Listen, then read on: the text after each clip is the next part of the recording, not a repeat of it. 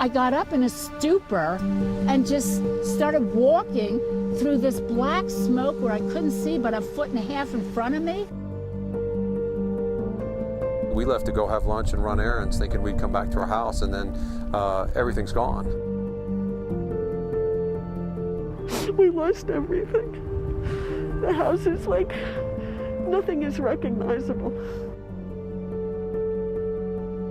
I could hear my father saying, you know, be glad that you're safe. But I don't know how you make sense of this.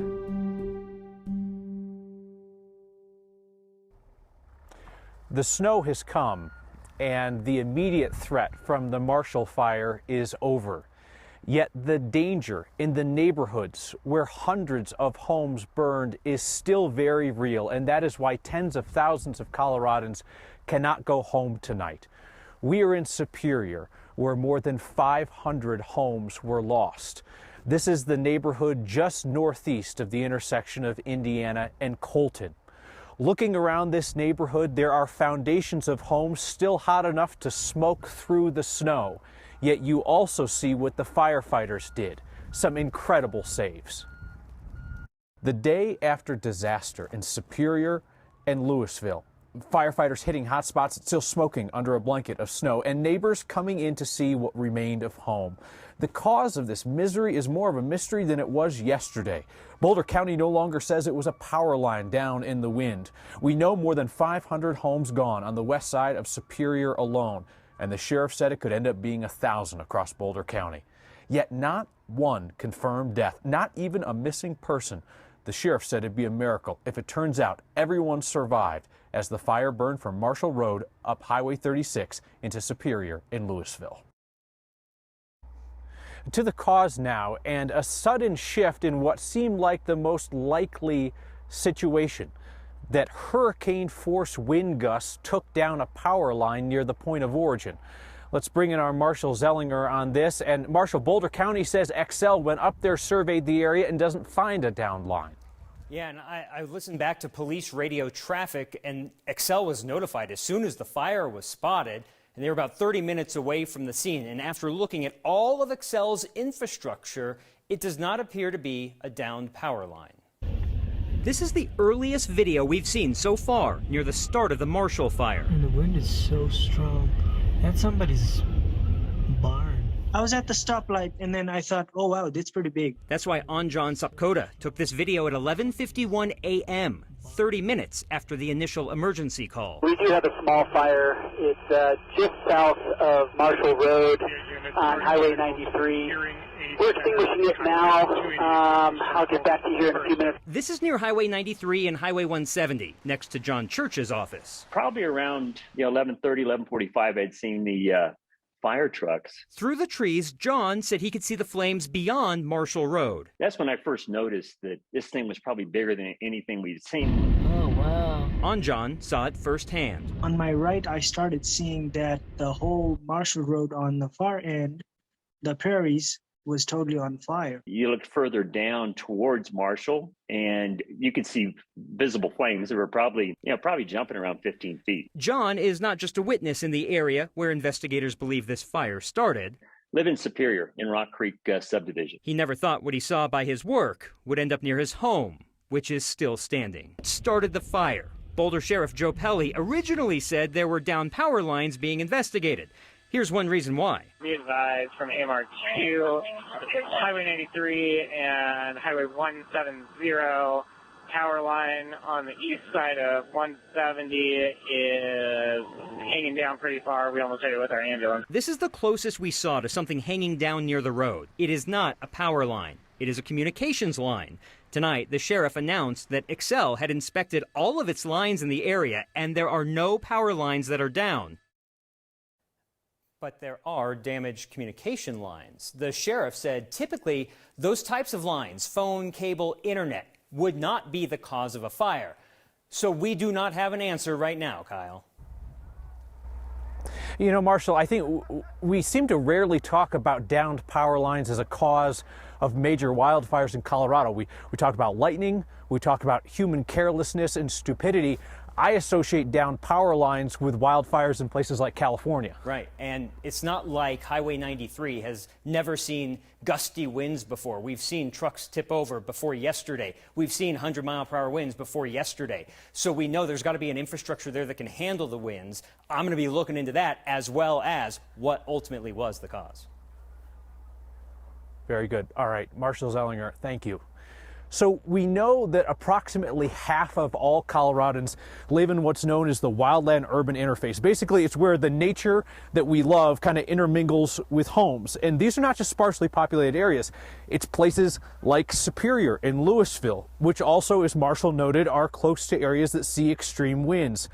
We asked Einar Jensen, who works to reduce the risk of these fires through South Metro Fire, whether this disaster might change how and where we build neighborhoods. I think it's fair to create new developments and maybe even modify existing developments and existing properties, whether it's residential, commercial, industrial, to resist low to moderate intensity wildfires. And that's what I do in community risk reduction. I don't think it's fair to push on a developer to accommodate such a rare event. Jensen was saying that if any change comes about as a result of the Marshall Fire, it might be some tweaks to evacuating large numbers of people at once. He echoed what Boulder County Sheriff Joe Pelly said, that it is remarkable, with 30,000 people evacuated and 500 to 1,000 homes lost, that there's not a long list of missing people or known fatalities. And Einar Jensen also wanted to use this opportunity to remind folks to sign up for their county's Red Alert emergency notifications. Some Coloradans were able to leave their homes with their most treasured possessions. Others left with nothing more than their lives. Today, we met a woman who lives in the neighborhood in Louisville, where last night we were watching homes burn near Harper Lake. Dawn Pollock left her home of 20 years with just a small box of her belongings. We stayed up all night long just hugging each other, just glad that we have each other and we have our kids.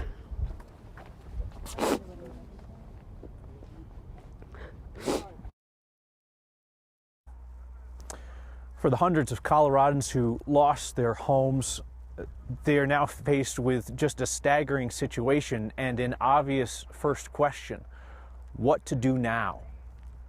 Today, the main thing you need to do is contact your insurance company. Talk to them about the additional living expenses while you're under the mandatory evacuation. And then I'm back in my home. I need to set up a meeting with an insurance adjuster to come out, walk the property. They'll talk to you about what coverage you have to repair and replace your building, what coverage you have to replace all of your stuff.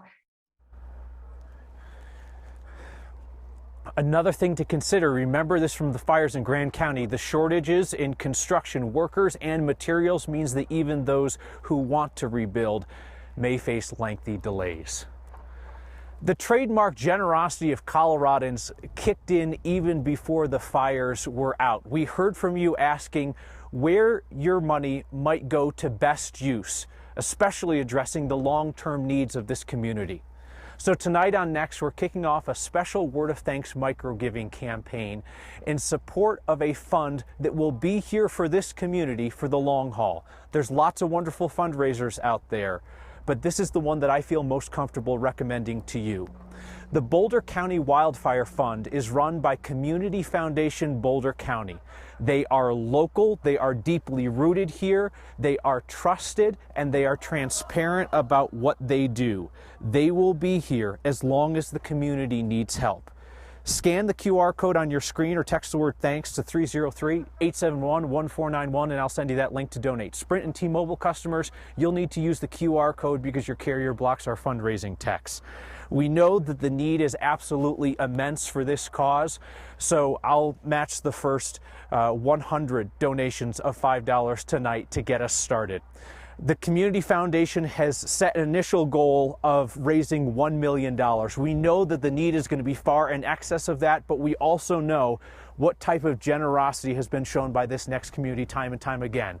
So our hope is that we can raise at least a quarter of that $1 million that they're looking for. When we return here to Superior, we'll hear from more Coloradans faced with that choice, leave or stay, and those who not only found kindness and compassion, but maybe even a bit of humor. That's next. Coloradans approach roadblocks today, hoping to be allowed into their neighborhoods to see what remained. Many of them had to walk in because vehicles were not allowed, like in this neighborhood here. Some were hopeful about what they would find. Others knew precisely what remained. Yet even on such a difficult day, our Anastasia Bolton and photojournalist Ann Herbst found Coloradans willing to share their experiences. Oh my gosh, I'm just so glad I'm out of there. Talking about it is all Lana Miller can do. None of this is credible or believable. It's surreal. I mean, it's like everybody was saying, it's crazy. She and her husband, Bob, And he's in shorts. are stuck at a roadblock, He's half polar bear. waiting to see what's left of their Boulder County home. Just gotta do it. Because seeing it Have to see it. might be the only thing that could make it real. Even though we know they're totaled, we just have to get up there. We're compelled. I don't know what it is. Lana knows it's gone because she almost didn't make it out Thursday. And next thing I knew, there was smoke coming in under my door jambs, and I thought, oh my goodness, my house is on fire. The wind was blowing so hard it blew me 5 feet away from them. I thought, you know, if I can't make it, I'll roll down the hill. You know, this was too crazy. While Lana waited, It's heartbreaking. Yeah, it's Vivian and Tommy Arnell finally got in. It's a VW Bug convertible. Light blue with a gray top. They saw what they had feared. so much of it is just a pile of ash. Memories gone. Bizarre to see our house looking that way. Everyone they care about is safe. It's devastating. It is. They are coming back, You know, we'll try to rebuild. still talking about how this is home. Oh, the views. And Colorado, we love the Colorado people. Vivian and Tom tonight are telling us that they are looking forward to actually coming back here to where their house once stood to at least look through the rubble, because looking at it today as the snow started falling, they can see pieces of mementos and things that survived the fire, quite possibly. So they're looking forward to coming back, and Kyle at least trying to salvage what they can, what the fire didn't take away. No surprise, Anastasia, that they want to come back, as you know well from your years of reporting here. Folks don't live here by accident. It's a choice, and it's something that people treasure. Very much so. I know I did. I didn't think that we were going to have a chance to talk again on television, my dear friend, but thank you so much for coming back to help us out with our coverage of this situation. So, spasibo, thank you. Thank you for having me.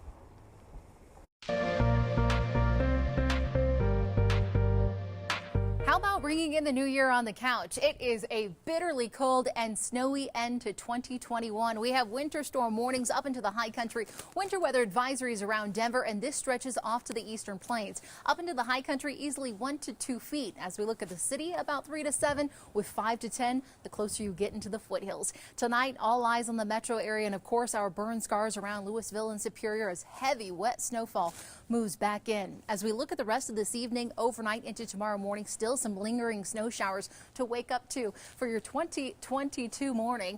As we go throughout the evening, our skies clear and the cold temperatures move in. This storm system quickly clears out, but we're going to be looking at daytime highs in the teens tomorrow, single digits up into the high country, but the sunshine and the warmth, it returns next week. They were the moms of Broadway in Denver. Now one of them is gone. Very hard to get to a place where I've acknowledged that my friend was murdered. She didn't die.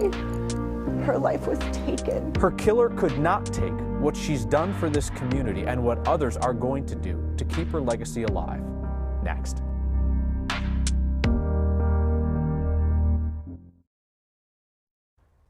You don't have to be related to be family. There are folks out there who treat the people they love with that type of respect. Alicia Cardenas was one of those people. She was also one of the 5 people killed in Monday's shooting spree in Denver in Lakewood. Close friend of hers told our Ann Herbst how the two of them linked up to become the moms of Broadway. When times are tough, people want to find ways to help. I mean, she's touched so many people. It's just staggering. This time, Erica Ryder doesn't know where to start. Sorry. Erica's a business owner and one of 2 self-proclaimed moms of Broadway in Denver. You know, we tend to mom even when we're not around our kids. The other mom in the duo, Alicia Cardenas, is gone. But we were very, very close friends, not just in business, but in life. 2 doors down from Erica's store, Hope Tank, is where Alicia was killed in her tattoo shop on Monday. You know, it's very hard to get to a place where I've acknowledged that my friend was murdered. She didn't die. Her life was taken. This street is much more like a family. We all know each other. We all like each other. When a white supremacist targeted Hope Tank 2 summers ago, the 2 women took charge. And we took back the block. Physically, literally, spiritually. And we walked the neighborhood and we checked in with everyone. I'm very untethered not having her. If a crisis happened, that's my person. Alicia was a strong mom, a funny mom. Oh, she loved getting her nails done and her hair, like, for real. She was a special friend to Erica's kids. Unbeknownst to me, told my son that the best part of a watermelon is the rind. Every time he would eat a watermelon, he started eating the rind, and I said, "What are you doing?" And he's like, "Alicia told me it's the best part, and I need to do it." His crayon-on-paper tribute says it all. He said, "I'll never eat a watermelon without thinking of you." And I'm so sad. She had a profound effect on my life. She will always have a profound effect on my life. The moms of Broadway are still together. And all of this is her. Every time I use my hand, I'm like seeing my friend. One left behind, one here in spirit. She feels it. She lived by what she spoke, and she brought that into my life. So she's very much here.